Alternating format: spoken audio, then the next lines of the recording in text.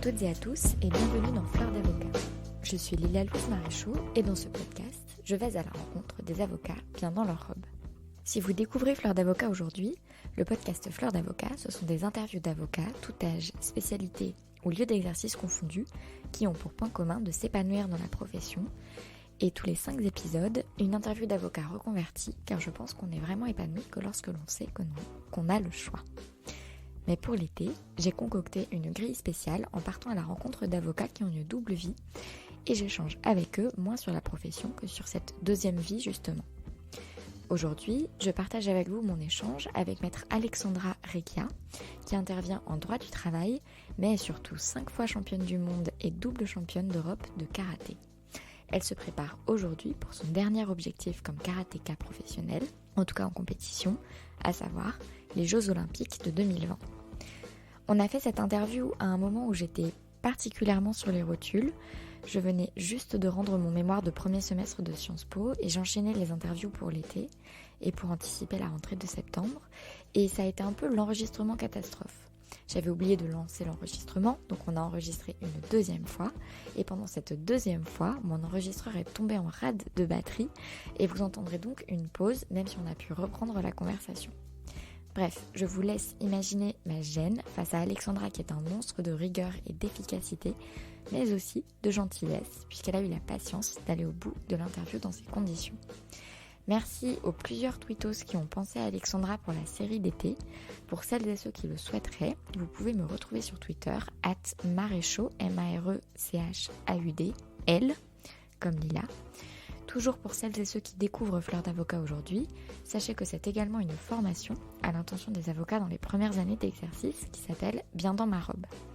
Cette formation est composée de 4 ateliers de 2h30 et nous étudions différents outils pour vous aider à bien vivre votre exercice professionnel, adopter une attitude proactive, analyser son environnement professionnel, gérer son stress et enfin communiquer et gérer les conflits qui sont des compétences clés pour s'épanouir dans le métier. La prochaine session aura lieu les mercredis 4, 11, 18 et 25 septembre dans les locaux du cabinet Bold, 19 rue des Petites Écuries dans le 10e arrondissement de Paris.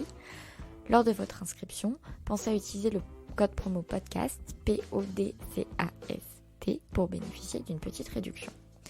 Enfin, si vous aimez le podcast, pensez à prendre quelques minutes pour laisser un avis et une nuée d'étoiles sur iTunes ou votre application podcast préférée. C'est ce qui m'aide le plus pour que d'autres puissent le découvrir à leur tour. Il est temps de vous souhaiter une très bonne écoute. Bonjour Alexandra Recchia. Bonjour Lila-Louise. Merci d'être mon invitée sur Fleur d'avocat. Avec plaisir. Alors toi Alexandra, ta caractéristique c'est que tu es une sportive de haut niveau, une karatéka. Oui. Je te propose de m'expliquer comment est-ce que tu en es venue au karaté. Et ensuite on va un peu parler de la karatéka dans ta vie avocate ou de l'avocate dans ta vie de karatéka plutôt. Donc raconte-moi comment tu en es venue au karaté. Alors j'ai commencé à 5 ans et demi parce que j'étais une enfant qui détestait perdre, très compétitrice. Et en fait j'étais aussi la plus petite à l'école, je me faisais constamment embêter et jamais par les mêmes personnes parce que la première fois je disais stop et la deuxième fois je cognais. Donc je me suis rapidement créé une réputation et mes parents ils se sont dit au moment de choisir un sport que le karaté c'était idéal pour moi, j'allais pouvoir apprendre à canaliser mon énergie parce que c'est une discipline où voilà, on transmet également beaucoup de valeurs, donc de respect, de maîtrise de soi, etc. Et aussi que j'allais pouvoir me régaler sur les tatamis parce qu'il y a des compétitions et que voilà, c'était vraiment mon domaine. Donc tu commences la compétition très tôt, ouais. Et tu gagnes, et tu gagnes, et tu gagnes, et tu gagnes. Ça ne s'arrête pas. Est-ce qu'à un moment, tu as fait le choix entre faire que ça, du karaté, et quand même poursuivre les études supérieures ? Alors non, j'ai pas eu de choix à faire parce que pour mes parents, c'était inadmissible de faire un choix. Ils m'ont dit, quand ça a commencé à devenir sérieux, tant sur le plan sportif que sur le plan professionnel, que si au niveau de l'école, ça ne suivait pas, eh ben, on mettrait le karaté entre parenthèses. Donc le karaté étant ma passion, je me suis dit non, je peux pas arrêter le karaté, c'est pas possible. Donc j'ai toujours fait ce qu'il fallait au niveau scolaire, le minimum requis pour pouvoir continuer le karaté. Et puis tout s'est déroulé. Voilà, j'avais pas forcément de projet et j'en suis arrivée là où j'en suis juste par challenge de mes parents et puis par détermination. Et du coup, tu choisis de faire des études de droit ? Ouais. Quel était le leitmotiv derrière ça ? Alors, initialement, j'ai choisi le droit pour rentrer dans la police. Parce que défendre les gens et la bonne cause, c'est vraiment ce qui me parlait. Donc, première année, ça passe. Deuxième année, ça passe. Troisième année, ça passe. Donc, je chambre un petit peu mon papa parce que quand je lui avais annoncé que j'allais entrer en fac de droit, il m'a ri au nez, ça m'a vexée. Donc, intérieurement, je me suis dit, je vais te montrer, je vais y arriver. Et quand il a vu la première année, la deuxième année, la troisième année, il était épaté parce qu'il pensait pas que j'allais pouvoir y arriver. C'est dingue parce que quand même t'étais déjà championne de karaté à ce moment-là, non? Oui, j'étais déjà championne, mais c'est vrai que mes plus gros titres sont arrivés dans les années les plus critiques et difficiles un petit peu en termes enfin en tout cas sur le plan scolaire. Donc c'est vrai que j'ai fait double championne du monde l'année où j'ai obtenu mon Master 2. J'ai fait double championne du monde l'année où j'ai obtenu mon CAPA. Donc finalement, je m'aperçois aujourd'hui que plus le challenge est difficile et plus j'ai envie de prouver aux autres que c'est possible. Et du coup, donc comme tu l'expliques, tes plus beaux titres, tu les as obtenus, tu étais étudiante. Ouais. Comment ça s'est articulé finalement avec l'école, les concours et même tes maîtres de stage? Parce que je suppose que c'est quand même de lourds entraînements, tout ça. Donc faire les deux en parallèle, ça a dû demander un aménagement assez dingue. Oui, j'ai eu la chance de tomber sur des personnes qui ont été sensibles à mon projet, qui ont cru en moi. C'est vrai que quand j'ai postulé en Master 2, j'ai essuyé énormément de refus. Je pense que le double projet, je ne le cachais pas du tout, pouvait être effrayant pour certains. Et je suis tombée sur un directeur de master qui adorait les profils atypiques. Il m'a reçu en entretien, il m'a dit que le Master 2 était ultra exigeant, comme tous les Master 2, hein. Mais je lui ai prouvé ma motivation, ma rigueur et mon envie de réussir. Il a été sensible à ça et il a décidé d'aménager le Master 2. Je l'ai fait sur 2 ans au lieu de faire sur 1 an. Donc j'ai eu la chance de tomber sur cette personne-là qui m'a donné ma chance et qui était prêt à aménager le diplôme pour moi. Et je suis contente parce qu'à l'issue du diplôme, il m'a dit qu'il avait aucun regret et que si c'était à refaire, il le referait et qu'il n'hésiterait pas à prendre d'autres sportifs de haut niveau parce que je lui avais montré qu'on avait certes des inconvénients mais beaucoup de qualité et beaucoup d'engagement et que vraiment il était ravi de cette expérience-là. Ensuite, c'est pareil sur mes premiers stages en cabinet d'avocat. J'ai trouvé les bonnes personnes sensibles à mon projet et dans un premier temps, ça a été assez difficile à mettre en place. Mais par la suite, on a trouvé des arrangements, on s'est adapté. Ils ont fait preuve d'une capacité d'adaptation qui était assez énorme pour un cabinet d'avocat. Parce que on connaît. Ça consistait en quoi du coup ? Et les 3 premiers mois, en fait, ont fonctionné sur j'arrive à 9h le matin, je repars à 17h. Ça n'a pas fonctionné cette façon-là parce que du coup, les avocats collaborateurs avaient peur de me donner du travail puisqu'ils savaient qu'à 17h, je partais et que j'étais plus disponible. Du coup, on a fait une réunion avec l'associé et qui m'a demandé si je pouvais être un peu plus malléable. Je lui ai dit, il n'y a aucun souci, je peux très bien m'entraîner tôt le matin et après être disponible sur toute la journée. Il y a des jours où je m'entraînais tôt le matin, des jours où je m'entraînais entre midi et 2 sur ma pause déj, et des jours où je m'entraînais en fin de journée.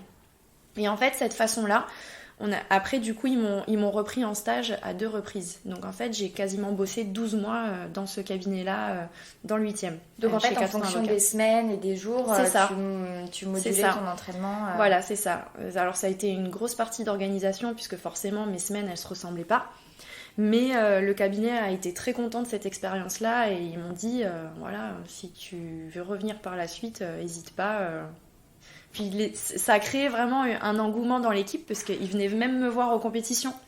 Donc ça a renforcé l'équipe et l'avocate associée, elle était ravie. Ouais. Ça veut dire que c'est possible en fait de s'organiser.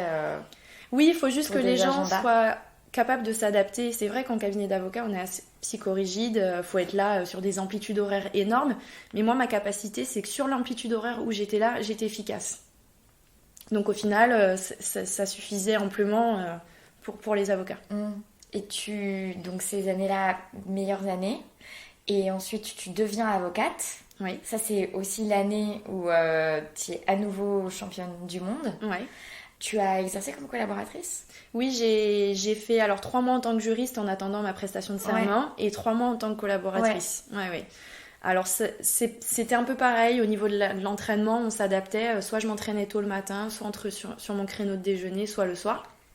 Et j'avais dit à l'associé que si ça venait à le gêner, c'était pas une situation confortable pour lui, il n'y avait pas de souci, je démissionnerais. Donc malheureusement j'en suis arrivée à démissionner puisqu'il avait du mal à s'adapter à ce niveau-là. Et bon, c'est vrai que c'était un cabinet de taille humaine, donc du coup il fallait qu'il ait ses collaborateurs sous la main à n'importe quel moment, et moi ça je pouvais pas lui offrir. Donc du coup j'ai mis un terme à la collaboration et puis je me suis installée. Et t'avais pas voulu rester chez Capstan ? En fait, j'avais suivi un avocat collaborateur qui s'était associé dans un autre cabinet, qui avait été un petit peu qui a été mon mentor et avec qui j'aimais beaucoup travailler et qui vraiment était top en termes de pédagogie. Et, j'ai beaucoup appris de lui et j'espère par la suite pouvoir retravailler avec lui. Ouais, pourquoi pas. Et tu t'installes donc à ton compte parce qu'au niveau de l'organisation, ça matche moins. C'est ça.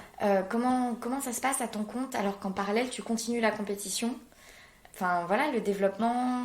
Et puis déjà, t'installer à ton compte, est-ce que ça t'a pas fait peur j'ai eu quelques craintes, mais après, j'avais pas le choix, il fallait que je saute le pas, donc je l'ai fait. Finalement, ce sont les clients qui sont venus à moi, j'ai pas eu besoin de démarcher avec mon réseau, c'était l'avantage. Et puis, non, je me suis découvert une vraie confiance en moi, une vraie sérénité. Mes copines étaient même admiratives, mes copines de l'école, parce qu'elles disaient je serais incapable, si je suis pas relue, je rends rien, quoi. Et non, moi je me suis dit j'ai travaillé dur, j'ai fait mes recherches conscieusement, donc pourquoi pas. Ouais. Et puis au final, ça m'a permis vraiment de me libérer et d'arriver à... Puis je suis contente parce que tous mes clients étaient contents et voilà, j'ai remporté toutes mes affaires, donc... Donc tu gagnes toutes tes affaires comme tu gagnes tous tes combats, en fait. En tout cas, tant que mes clients sont contents, c'est le principal.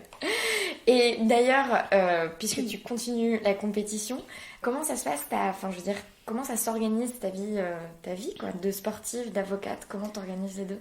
Alors là, actuellement, c'est un peu particulier parce que j'ai une activité qui est largement réduite depuis quelques mois. Quand j'étais encore en activité normale, c'était simple. C'était entraînement, travail, de jour, de nuit. Et puis j'essayais d'optimiser la récupération avec des siestes courtes. Mais j'avais pas le choix quand les dossiers le nécessitaient. C'était plusieurs heures de travail entre 2 entraînements ou après l'entraînement du soir. Et là, actuellement, vu que je prépare les Jeux Olympiques, il faut que je décroche ma qualification, que c'est un travail de très longue haleine. Et en fait, j'ai mis clairement mon activité entre parenthèses. J'ai travaillé un petit peu hier sur une mise en demeure, mais je prends que des dossiers très simples qui sont pas chronophages, qui prennent pas de temps. Et ça va durer seulement quelques mois jusqu'aux Jeux. Et puis après les Jeux, j'essaierai de chercher une collaboration. Ouais, parce que du coup, tu as envie une fois que tu fermes un peu la parenthèse... Après, tu arrêtes la compétition ? Oui, après j'arrête la compétition. T'arrêtes vraiment ? Oui. Ça te fait quoi de dire ça ? Rien, parce que c'est vrai que là, je suis vraiment sur ma fin de carrière. Je suis entrée en équipe de France à 14 ans, là j'en ai 30.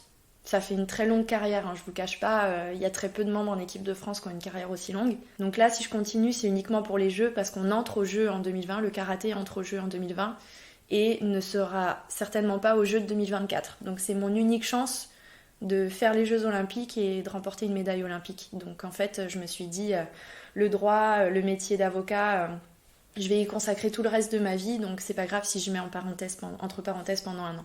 Ouais, mais le fait de dire que potentiellement la compétition va s'arrêter, ça te... Non, parce qu'en fait, je retrouve un petit peu dans le métier d'avocat cet esprit de compétition. La préparation aussi, il faut préparer le dossier, faut préparer sa plaidoirie. Après, la plaidoirie, pour moi, c'est un combat, il faut convaincre, il faut gagner. Donc, je sais que cet esprit de compétition, je le retrouverai dans mon métier, donc je crains pas ça. Ouais. Non, pas du tout. Et donc, aujourd'hui, tu es presque exclusivement concentrée au sport. Ça ressemble à quoi tes journées ? Du coup, je m'entraîne 2 fois par jour. Je me lève entre 8h et 8h30. Je prends un bon petit déjeuner. Après, je vais à l'entraînement. Je rentre, c'est l'heure de déjeuner. Ensuite, je fais une petite sieste, je me repose, je me détends jusqu'à l'entraînement de l'après-midi. Et le soir, c'est 1 heure d'étirement, je dîne et puis au dodo. Ouais.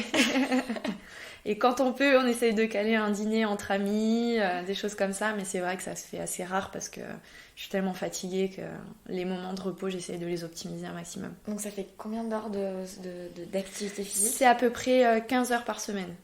Oui, 15 heures par semaine. Ouais, c'est énorme. Juste le temps d'entraînement, sans compter les temps de déplacement, les temps de douche, les temps de repas, etc. Ouais.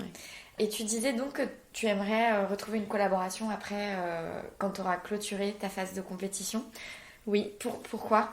Pourquoi? Parce que je juge que je suis encore une avocate junior et que j'ai encore besoin de me former, notamment sur le plan de la procédure. Donc faire un an et demi de collaboration sur Paris dans un cabinet de taille moyenne ou de petite taille, je sais que ça sera très très formateur et qu'après je pourrai m'installer. Ouais, donc objectif web, ça te fait pas peur de retourner dans une structure en exercice à plusieurs et tout? Non, pas du tout, parce que je sais que j'ai encore beaucoup de choses à apprendre et que j'en ai besoin en fait. Ouais. Donc j'ai pas la prétention de pouvoir m'installer définitivement toute seule dès la fin des JO. Je sais que j'ai encore besoin d'apprendre et de me former, donc voilà, j'en ai pas honte. Je vais le faire.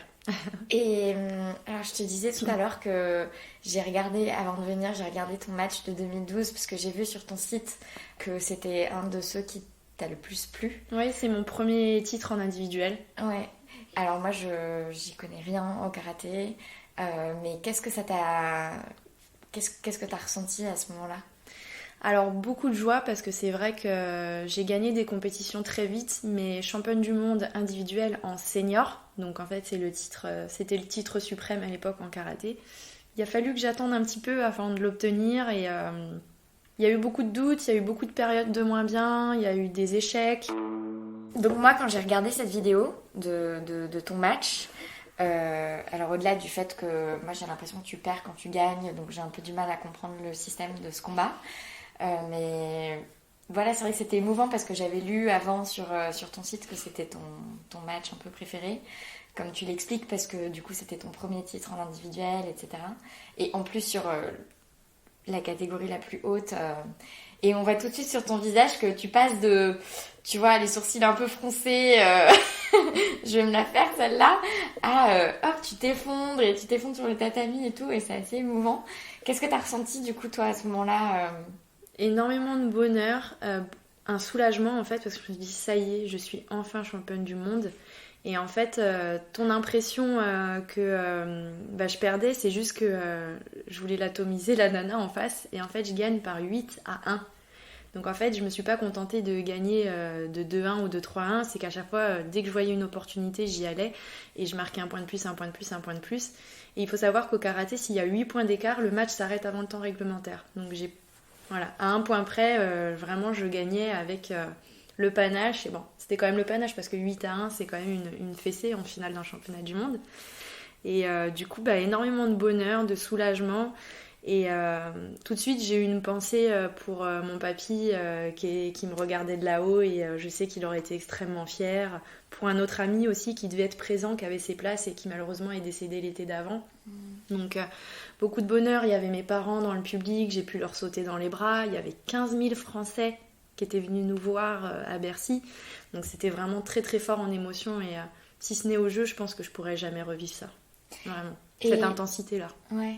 Et tu dis que ça t'a coûté de l'obtenir, qu'est-ce qui s'est passé? Tu l'as tenté plusieurs fois et sans y arriver? Alors non, c'était mes deuxièmes championnats du monde en individuel, mais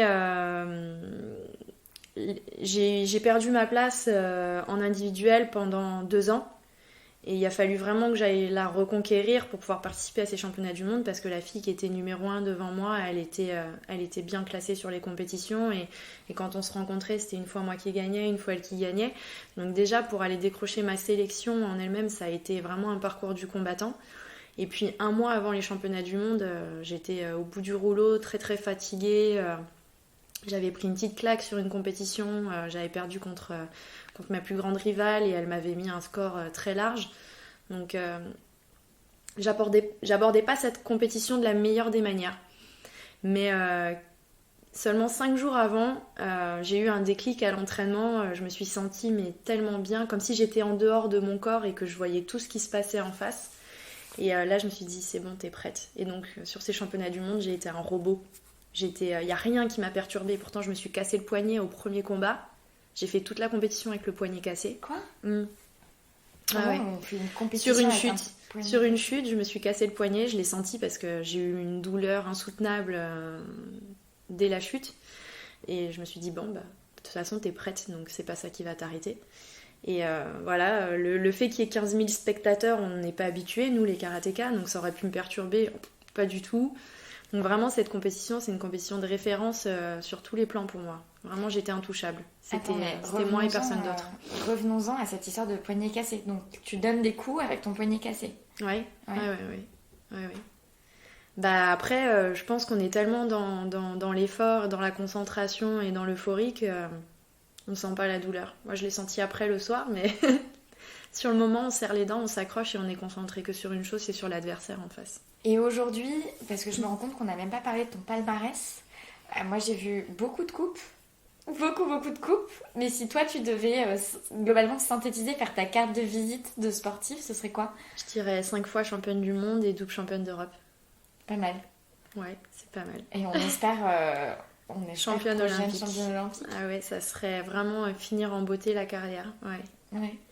Pour finir cet entretien, j'ai 3 petites questions. Ouais. La première, c'est quelle est ta source d'inspiration actuelle? Ça peut être n'importe quoi ou n'importe qui. Ouais. Alors quand j'étais plus jeune, c'était Bruce Lee parce que j'aimais son efficacité et puis son état d'esprit. Et aujourd'hui, j'ai découvert un sportif en CrossFit qui m'a clairement vraiment épatée. Et il n'y a pas beaucoup de sportifs qui m'ont épatée, mais alors lui, vraiment, je suis devenue fan. C'est Rich Froning. C'est un athlète en fait qui s'est préparé tout seul, qui a préparé lui-même sa programmation d'entraînement, qui s'est entraîné tout seul, qui s'est aménagé son garage. Et il a gagné la plus grosse compétition de CrossFit qui existe au monde, c'est les Games.